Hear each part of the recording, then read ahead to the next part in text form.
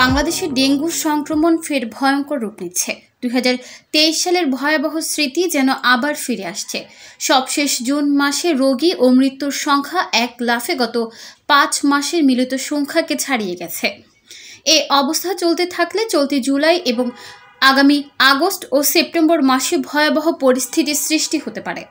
স্বাস্থ্য অধিদপ্তরের পরিসংখ্যান অনুযায়ী চলতি বছরের জানুয়ারি থেকে মে পর্যন্ত ডেঙ্গু আক্রান্ত হয়ে হাসপাতালে ভর্তি হন 4,345 জন।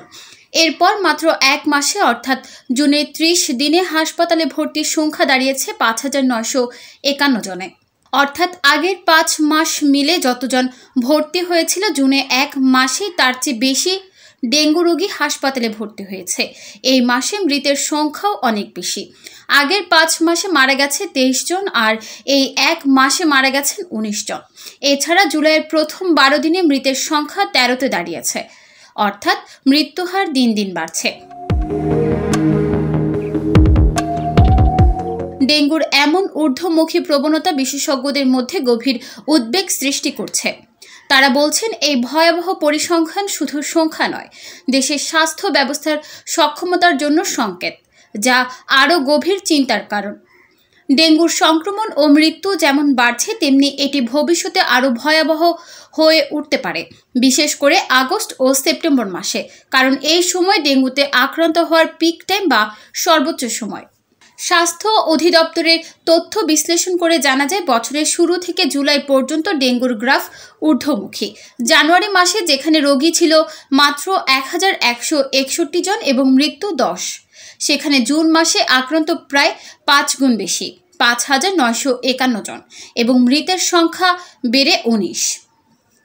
জুলাইয়ের 12 দিনে 4,164 জন ভর্তি হওয়া এবং 13 জনের মৃত্যুর খবর এই সংকটকে আরও উদ্বেগজনক করে তুলেছে। বিশেষজ্ঞরা ইতোমধ্যে সতর্ক করে দিয়ে বলেছেন, যদি যথাযথ ব্যবস্থা না নেওয়া হয় তাহলে 2025 সালের আগস্টে আমরা 2023 সালের চেয়ে ভয়াবহ পরিস্থিতির মুখোমুখি হতে যাচ্ছি। জাহাঙ্গীরনগর বিশ্ববিদ্যালয়ের সাম্প্রতিক গবেষণায় দেশে প্রতিটি জেলায় এডিস মশার লার্ভার ঘনত্বের সূচক বেট্রো ইন্ডেক্স 20 এর উপরে পাওয়া গেছে। বিশ্ব স্বাস্থ্য সংস্থার নির্দেশনা অনুযায়ী 20 এর উপরে বেট্রো ইন্ডেক্স মানে ওই এলাকা মারাত্মক ঝুঁকির মধ্যে রয়েছে।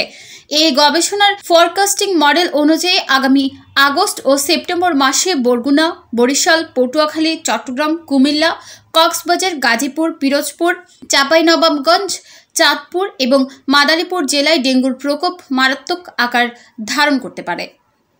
এ প্রসঙ্গে বিশিষ্ট জনস্বাস্থ্যবিদ ও institute of epidemiology, disease control and রিসার্চের সাবেক প্রধান বৈজ্ঞানিক কর্মকর্তা ডক্টর মুশতাক হোসেন বলেন, এখন যেভাবে ডেঙ্গু ছড়াচ্ছে তাতে হেলাফেলা করা উচিত নয়। এখন ডেঙ্গু পরিস্থিতি যেদিকে যাচ্ছে তাতে একে জরুরি জনস্বাস্থ্য পরিস্থিতি ঘোষণা করা দরকার।